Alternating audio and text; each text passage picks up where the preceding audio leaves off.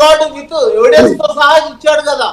రామచంద్ర గౌడ్ గారు, ఇక్కడ ప్రధానంగా ఇంకో క్వశ్చన్ అండి. ఇక్కడ సీఎం రేవంత్ రెడ్డిని బావమరిది ఎవరైతే ఉన్నారో కుంభకోణం నుంచి బయటకు రాకుండా చూడాలని ఈ ఫోన్ ట్యాపింగ్ వ్యవహారం అనేది బయటికి తీసుకొచ్చారు కాంగ్రెస్ ప్రభుత్వం అనేది ఒక వాదన. మరి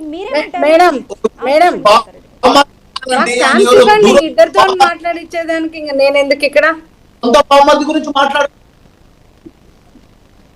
సునీతా రెడ్డి గారు, మీ వెర్షన్ ఏంటి చెప్పండి.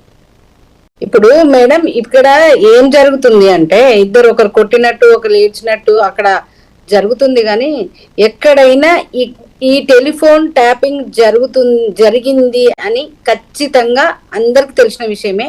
దాంట్లో స్వయంగా ముఖ్యమంత్రి గారే బాధితులు.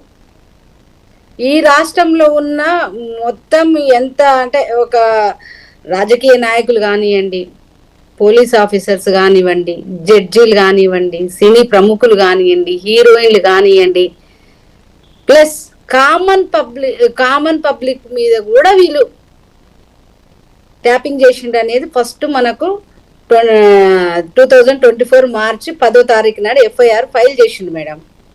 ఇక సిట్ 1 సిట్ 2 ఇప్పుడు ఇది ఒక ధారావాహిక లాగా సిట్ 3 కూడా ఉంటుందేమో. ఇప్పటి వరకు సాక్షులను మాత్రమే వీళ్ళు పిలుస్తున్నారు.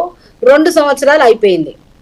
నేనేమంటున్నంటే ఇక్కడ మా బండి సంజయ్ గారు లాగా అందరిని చాలా మందిని పిలిచిండ్రు. ఈటెల రాజేందర్ గారిని కానివ్వండి, రఘునందన్ రావు గారు కానివ్వండి, చాలా ప్రముఖులని, సినిమా ప్రముఖులని, జడ్జి అందరిని పిలిచిండ్రు విచారణకు. స్వయంగా ఈ రోజు మా బండి సంజయ్ గారు కూడా చెప్తున్నారు వాళ్ళ దగ్గర సాక్ష్యాలు ఉన్నవి, నాకే నా ముంగల పెట్టిండ్రు, నేను చూసిన, నాకు చెప్పిండ్రు.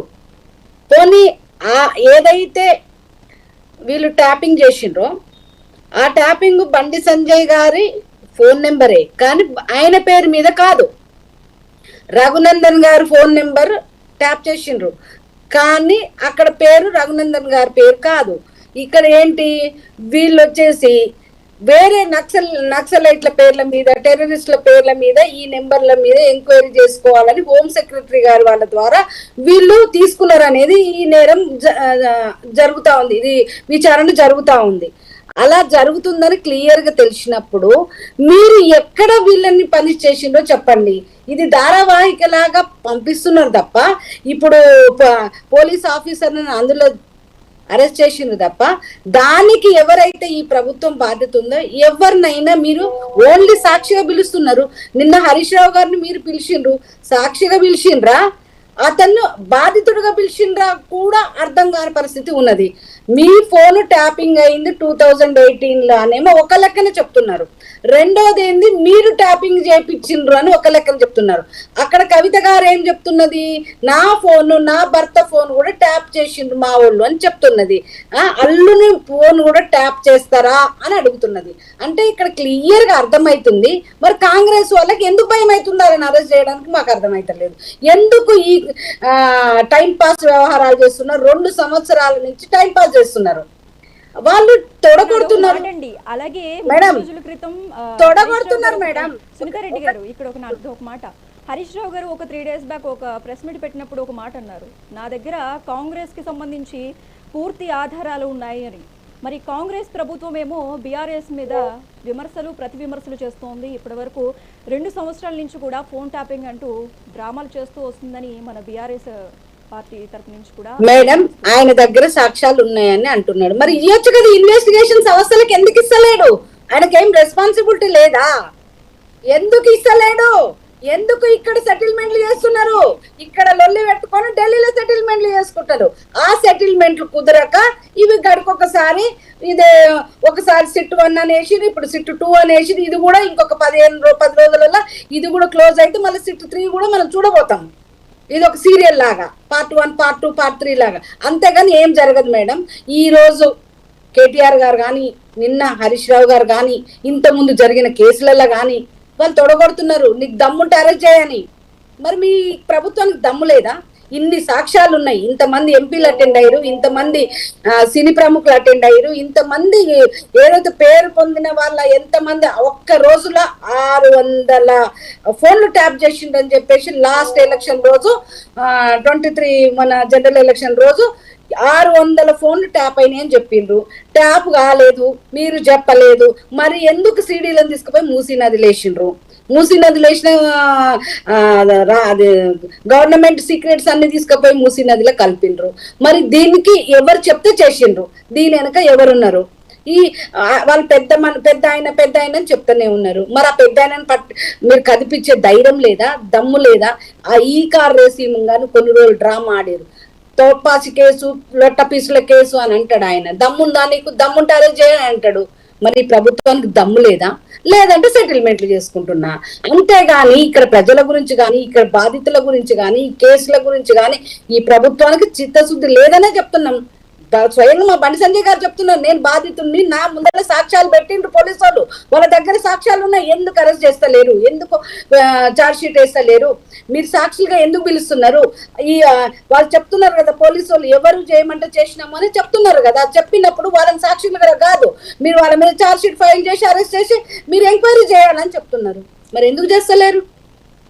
దాని సమాధానం ఇంకేమనంటే, ఇలాగ బ్రదర్ ఏం చెప్తున్నాడు, ఏదో 9 బొగ్గు స్కామ్ గురించి మాట్లాడుతున్నారు ఈ టిఆర్ఎస్ బ్రదర్. ఆయన ఏమంటున్నారు, టెండర్లను 2 వాళ్ళే మాట్లాడుతున్నారు. టెండర్లన్నీ మొత్తం ఏదైతే రూల్స్ అండ్ రెగ్యులేషన్స్ ద్వారానే జరుగుతాయి. కిషన్ రెడ్డి గారు అట్లెట్లా మాట్లాడితే 10 సంవత్సరాల నుంచి ఏ విధంగా జరగలేదు, ఏ విధమైన అక్కడ అవినీతి జరగలేదు, ఏ విధమైన స్కాములు జరగలేదు, అక్కడ అన్ని ఫార్మల్ గానే జరిగినాయి అని చెప్తున్నారు. మరి ఇవాళ మీరే మళ్ళా కుంభకోణాలు జరుగుతున్నాయని చెప్తున్నారు. మీరు దేని మీద కన్ఫైన్ ఉన్నారు? మా కిషన్ రెడ్డి గారికి కానీ, మా కేంద్ర ప్రభుత్వం కానీ ఒక చిత్తశుద్ధి ఉంది. ఇవాళ ఎంక్వైరీ కమిటీ చేసిన 3 రోజులలో తేల్చమని చెప్తున్నాము. మీలాగా సంవత్సరాలు పెట్టుకొని ఇంకా సాక్షులను ప్రశ్నిస్తున్నాము, ఇంకా సాక్షులనే పిలుస్తున్నాము. ఇంకా ఇప్పటి వరకు సాక్షులను పిలుచుకొచ్చి మీరు ఎఫ్ఐఆర్ వాళ్ళ మీద ఎప్పుడు కడతారు? చార్జ్ షీట్లు ఎప్పుడు కడతారు? కోర్టుకి ఎప్పుడు వేస్తారు? ఎప్పుడు శిక్షిస్తారు? ఇదేమన్నా సంవత్సరాల తరబడి ధారావాహికనా అండి? మేము ఇప్పుడు 3 రోజుల్లో తేల్స్తున్నామని చెప్తున్నాం. 9 స్కామ్ లో 9 ఏదైతే బొగ్గు గనులలో ఏం జరిగింది, ఆ టెండర్లలో ఏం జరిగిందో మీకు ఈ రోజు ఎంక్వైరీ కమిషన్ వేసినాం. 3 రోజుల్లో మాకు దానికి సంబంధించిన డీటెయిల్స్ అన్ని కావాలని అడుగుతున్నాం. అక్కడ ఏమాత్రం ఏమి జరిగినా కూడా తప్పకుండా తీసుకుపోయి జైల్లో పడేస్తాం తీసుకెళ్ళి.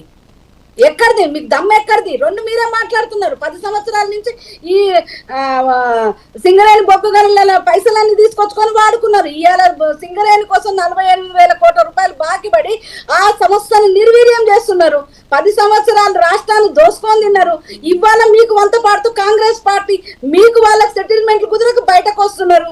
అంతే తప్ప ఇక్కడ ఏ సంస్థను పరిరక్షించడానికో, ఇక్కడ ఏ చట్టాలను పరిరక్షించడానికో, ఇక్కడ ఏ చట్టాలను కాపాడడానికో వీళ్ళు ఏ ప్రయత్నం చేయట్లేదు మేడం.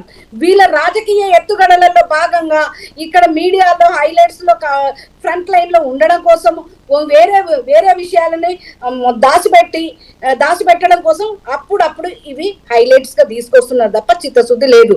చిత్తశుద్ధి ఉండే, దమ్ముండి, ధైర్యం ఉంటే స్వయంగా బాధితుడైన రేవంత్ రెడ్డి గారు యాజ్ ఏ హోమ్ మినిస్టర్ ఆయనను గొర గుంజుకపోయి జైలు వేసిండ్రు. ఒక్క చిన్న కేసులో, ఏంటది డ్రోన్ కేసులో ఇంత పెద్ద స్కాములు జరుగుతున్నాయి. ఈ కార్ రేస్ లో నేనే ఇచ్చిన, అన్అఫీషియల్ ఇచ్చిన 55 లక్షలు ఏం పిక్కు అని మాట్లాడుతుంటే ఒక్క అరెస్ట్ చేయలేని దమ్ము లేని సీఎమా? ఒక దమ్ము కూడా లేదా ప్రభుత్వానికి? ఇంత దమ్ము లేదా? తన బిడ్డ పెళ్లి కూడా చూసుకోకుండా తీసుకుపోయి జైల్లో పెట్టిండ్రే. నిజంగా నిజాయితీ ఉంటే, నిజంగా దమ్ము ఉంటే ఈ కేసులు బయట పెట్టి మీరు జైల్లో అరెస్ట్ చేయండి. ప్రతి ఒక్కరు చెప్తున్నారు అరెస్ట్ చేయమని.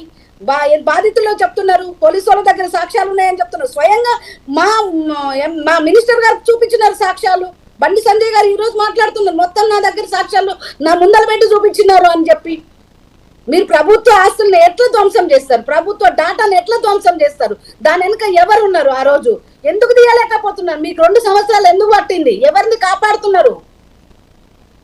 మళ్ళీ ఏమనంటే కేంద్ర ప్రభుత్వం అని మాట్లాడతారు వీళ్ళు. సునీత రెడ్డి గారు, రామచంద్ర గౌడ్ గారితో ఒకసారి మాట్లాడదాము. రామచంద్ర గౌడ్ గారు, ఇది ఎవరిని ఒక్క నిమిషం అండి. ఫార్ములా ఈ కార్ రేస్, అలాగే కాళేశ్వరం అవినీతి, ఫోన్ ట్యాపింగ్ కాపాడుతున్నారు మేడం, ప్రభుత్వమే కాపాడుతుంది మేడం. ఒక్క నిమిషం అండి, ఒక్క నిమిషం. ఫార్ములా ఈ కార్ రేస్, అలాగే కాళేశ్వరం